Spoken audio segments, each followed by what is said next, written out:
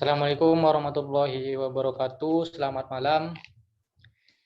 Sini kelompok 2 akan menjelaskan tentang perhitungan konstruksi kapal kayu berdasarkan BKI tahun 1966. Sebelumnya perkenalkan, nama saya Muhammad Saburuddin, NRP 33312101027. Dan teman saya Muhammad Firza, NRP 33312101019.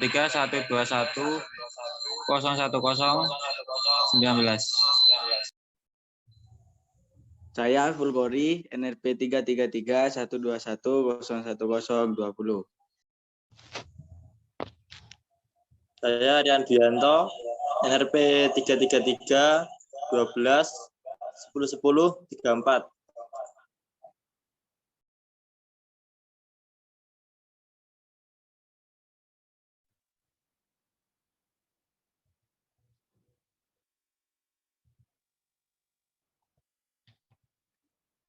next.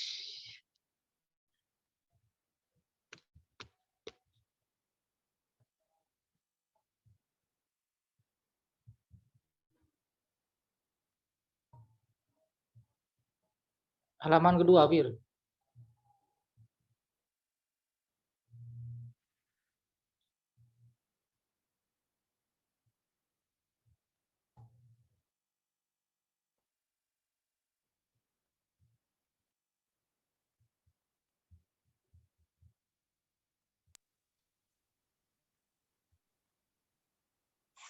Resum jurnal kapal kayu dan perhitungan ulang berdasarkan BKI tahun 1996 oleh kelompok 2.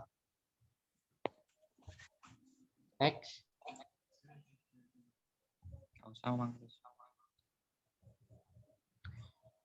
Di sini kami mengambil jurnal dengan judul Desain Konstruksi Barkil pada Kapal Kayu Nelayan.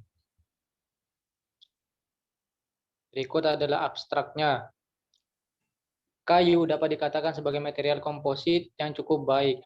Pembuatan kapal kayu penangkap ikan bertujuan untuk menekan biaya produksi dan perawatan kapal kayu secara lebih ekonomis. Kapal kayu penangkap ikan memiliki jenis konstruksi pada dasar pada lambungnya, sehingga digunakan untuk membuat lunas batang. Salah satu kapal yang banyak terdapat di Indonesia adalah kapal kayu nelayan. Karena Indonesia banyak dapat hasil hutan yang dapat dimanfaatkan, maka kebanyakan nelayan di Indonesia menggunakan kayu sebagai bahan pembuatan kapalnya untuk menangkap ikan. Next.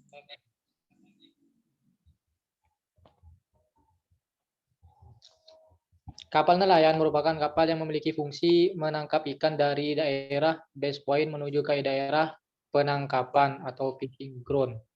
Kapal kayu nelayan memiliki konstruksi dasar tunggal pada lambungnya sehingga digunakan konstruksi lunas batang atau barkil. Maka dari itu dirancang desain konstruksi lunas batang atau barkil berbahan plat sebagai pengganti kayu pada kapal kayu nelayan. Selanjutnya, metode. Data lapangan yang diperoleh dituangkan dalam bentuk model kapal dengan bantuan software yang terdapat pada laboratorium komputer, program studi teknologi perancangan dan konstruksi kapal.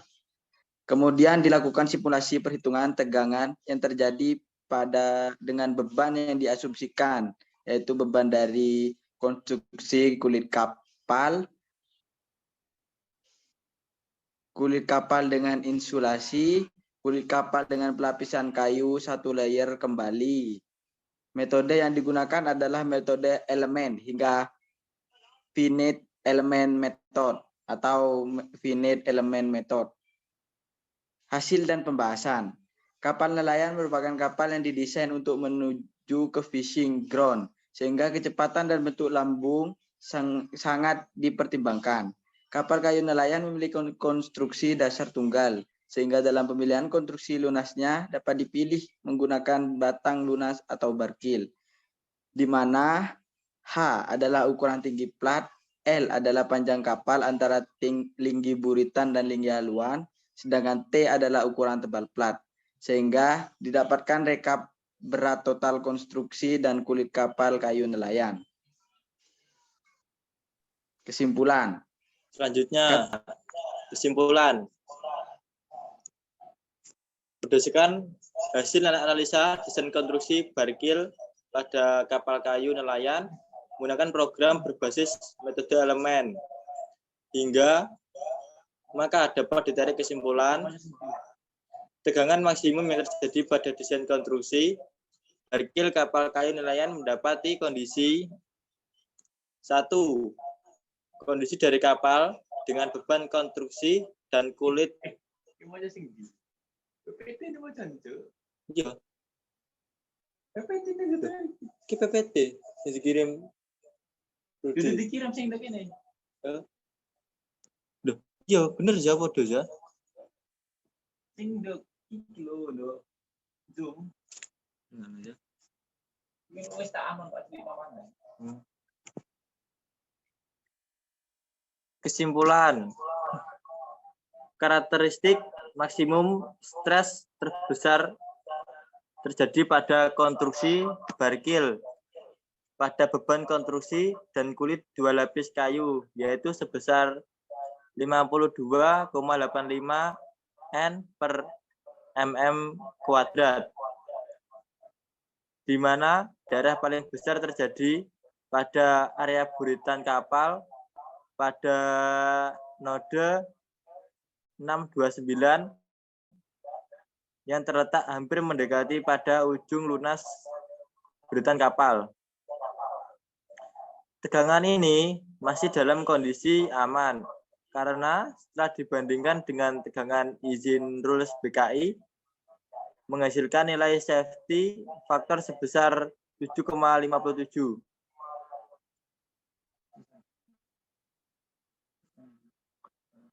Perhitungan ulang.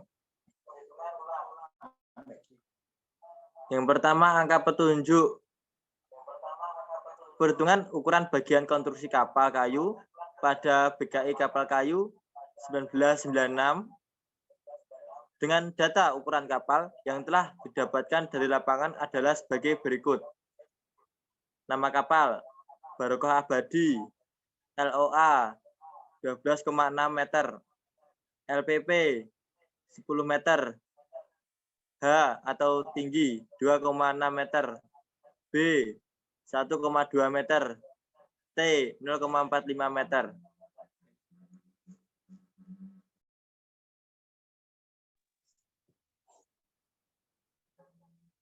Dari hasil yang telah teman saya sampaikan, telah mendapatkan hasil sebagai berikut. Lunas luar, yang hanya lunas luar, memiliki lebar 178 mm dan tinggi 271 mm.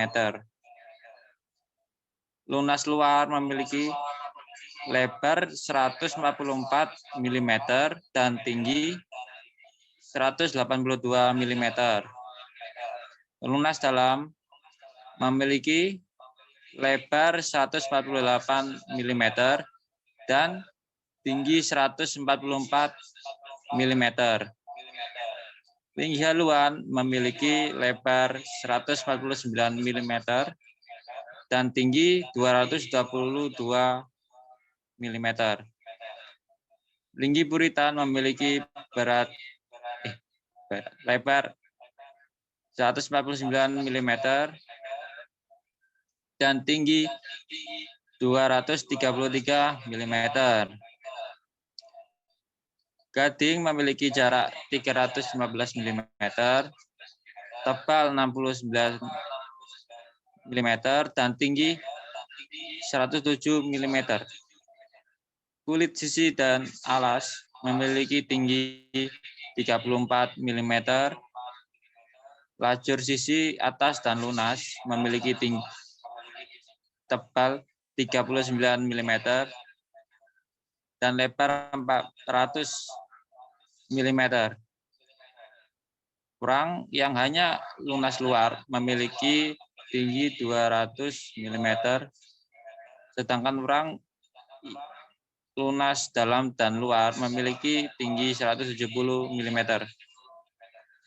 Galar balok utama memiliki tebal 60 mm dan tinggi 216 mm. Galar balok kim memiliki tebal 52 mm dan 209 mm.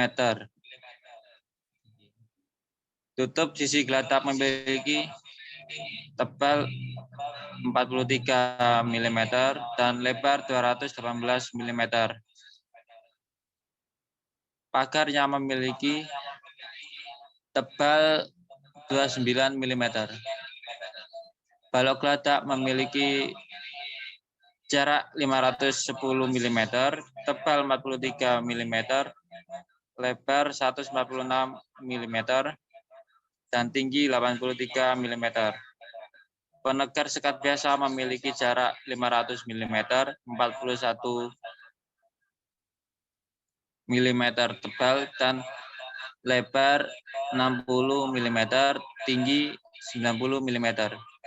Penegar sekat tubrukan memiliki jarak 400 mm,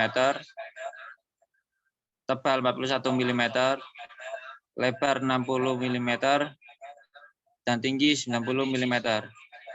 Sekat ujung memiliki tebal 69 mm, sekat dalam memiliki 49 mm, geladak 60 mm.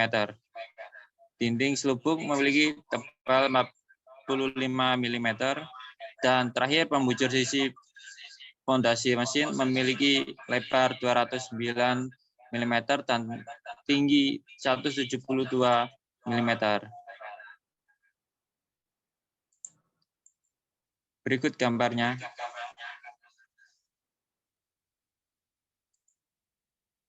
Ya. Sekian presentasi dari kami. Terima kasih. Kalau ada kesalahan mohon dimaafkan.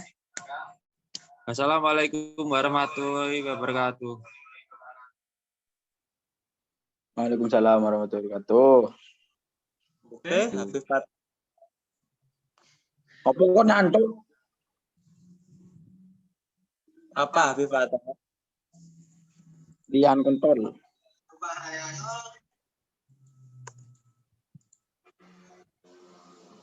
Enggak anu ya, gitu. Edit. Dulu koyan.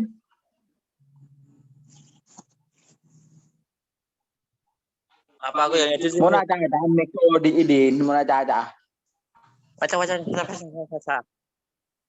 Pip ODI. Edit Oh, Pip. di. Oke. Videonya edit Pip. Yuk, coba. Enggak lagi. What the fuck you? PPT Pemaget kan ya? PPT Resum. Terus PKM. Wes sudah ada yang nangani. Karena kakek ngedit.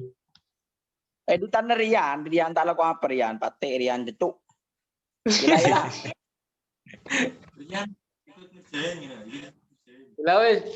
Assalamualaikum semuanya. Terima kasih.